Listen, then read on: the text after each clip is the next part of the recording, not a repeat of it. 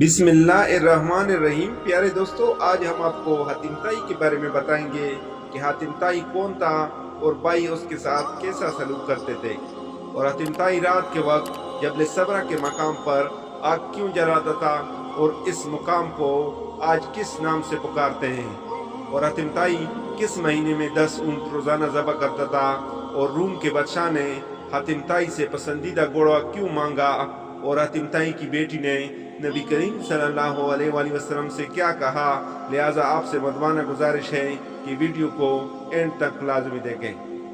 प्यारे दोस्तों, हातिम ताई कोई अफसानवी कहानी का किरदार नहीं बल्कि हकीकी तारीखी शख्सियत है जो 6ठी सदी ईस्वी में यमन के तय कबीले का सरदार था।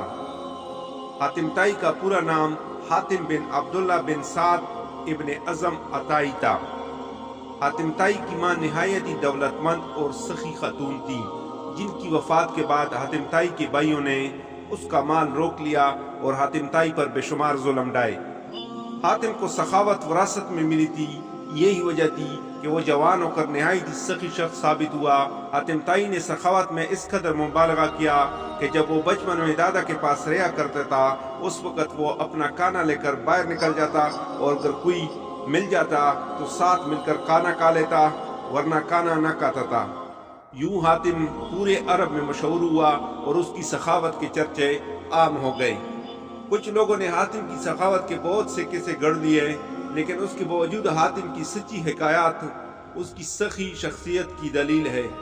अरब में जबल समरा की चोटी पर वाक़या एक मकाम था जहां हातिम रात के वक्त आग जलाया करता था, ताकि इलाके से गुजरने वालों को रास्ते की रहनुमाई हासिल हो सके।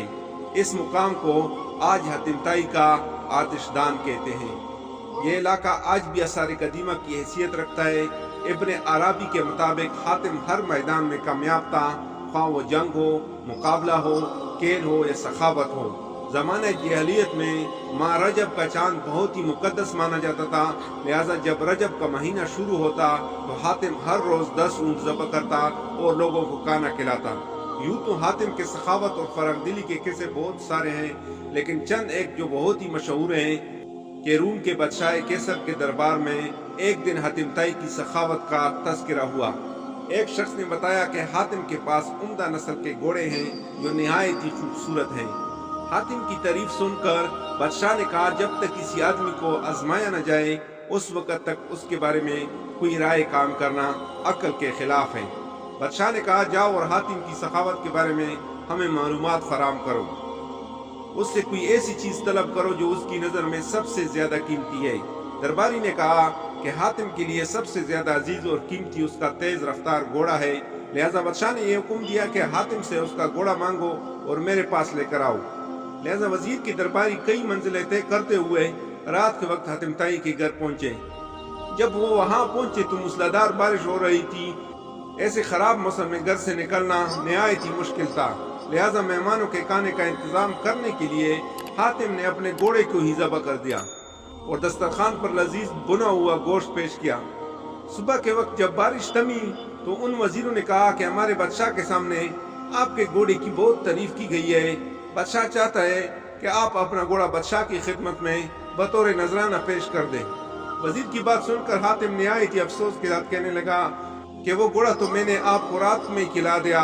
वजीर ने कहा, हमारे बादशाह के सामने आपके घोड़े की बहुत तारीफ की गई थी, ये बात अगर बादशाह सुनेगा तो वो आपकी सखावत का भी कायल हो जाएगा।